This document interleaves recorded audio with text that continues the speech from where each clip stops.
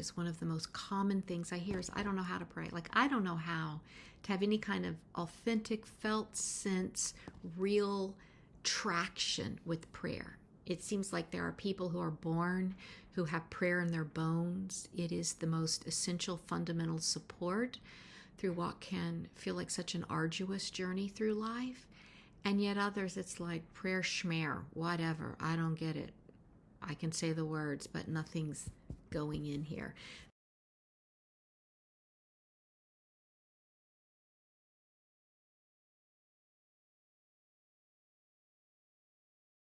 Help, Thanks, Wow. 3 Essential Prayers by Annie Lamott. This is my old copy from 2012. And in the last video, I discussed help. Now I want to talk about the prayer thanks. You know, so often when I teach about how to have a prayer practice, one of the most common things I hear is, I don't know how to pray. Like, I don't know how to have any kind of authentic, felt sense, real traction with prayer. It seems like there are people who are born who have prayer in their bones. It is the most essential, fundamental support through what can feel like such an arduous journey through life. And yet others, it's like prayer schmear, whatever. I don't get it. I can say the words, but nothing's going in here. So one of the reasons why I'm doing this video is to see if I can stimulate for you a way to enter into like a portal to really start to get some benefits from practicing prayer, which is something you can do anywhere, in the car, stopped at a red light, on your way walking into a grocery store, waiting for a meeting to start at work or on a Zoom link. It's something that is, accessible anywhere, anytime. So the second essential prayer that Annie Lamott talks about in this book is thanks. I am very familiar with the quote from Meister Eckhart, if the only prayer you ever pray is thank you, it is enough. So we know that gratitude and placing our attention on what we're grateful for, is a way to experience relief from what can be the incessant thinking of the mind, the incessant thinking about the past and the future and the would have and the should have, and anticipating what's going to happen and regretting what did happen, right? That, for many of us, that's what we think life is. And that's just the life of a mind that believes itself separate and unsafe and hopes for the best and doesn't know if it's going to turn out okay. And that's suffering. And prayer is a means through which to alleviate suffering. And this prayer of gratitude is amazing for this. When we are actually being present to what we're grateful for, we can't be in fear and in gratitude at the exact same time. Now, we can flip back and forth really quickly, but when we're in gratitude, it's a respite. So the most important thing with a prayer of thanks is authenticity and bringing your attention to what you're grateful for. As beautiful as those words are, thank you, many of us have done them not connected to our heart. Many of us were taught, it's good manners, say thank you. And certainly we have a lot more civility in our world with saying thank you, thank you, thank you.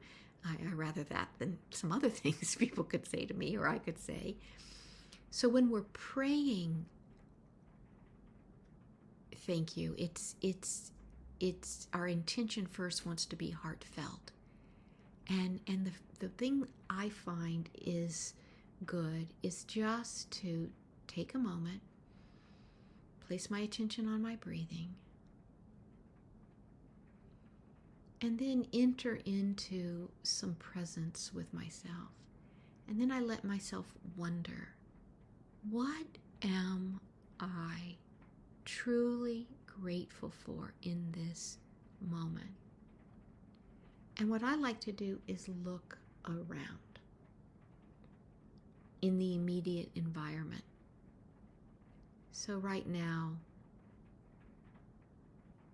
I look over here. You can't see it from the camera view from my computer, but I have a Valentine's Day card I got that's still on my desk from my husband.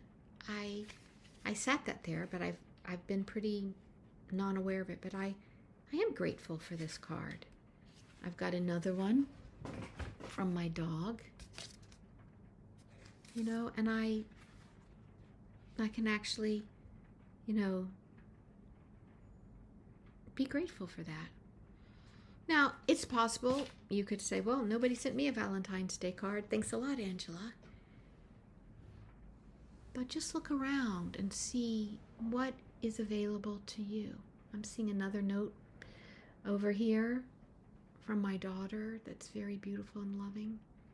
So for me right now, my inner teacher, my intuition is drawing me to my dog, my husband, and my daughter.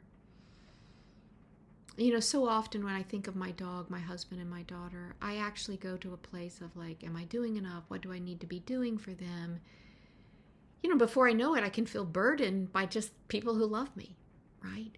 So I trust that the fact that I'm guided to those cards that I have barely noticed on my desk, I really take that to mean drop into deeper gratitude. And it's right here. Grateful for my dog, my husband, my daughter. And it's a teaching for me not to be burdened, but to be in gratitude, receptive. Sometimes when I, go to, okay, what am I grateful for? What could I enter into gratitude, into prayer for? For some reason, for me, it'll a lot of times just be the chair I'm sitting on. Like, my mind will take me to notice, I'm being held by this chair. Sometimes it'll be my hand, these like 26 bones and these joints and this dexterity. And even with all the advances in robotics, this is still more dexterous than a robot. And I've got one of these. I have two of these. I have use of these in this moment. So that's my invitation to you, is to just take 60 seconds. It can be 60 seconds. It can be 2 minutes of noticing what is available to you in your immediacy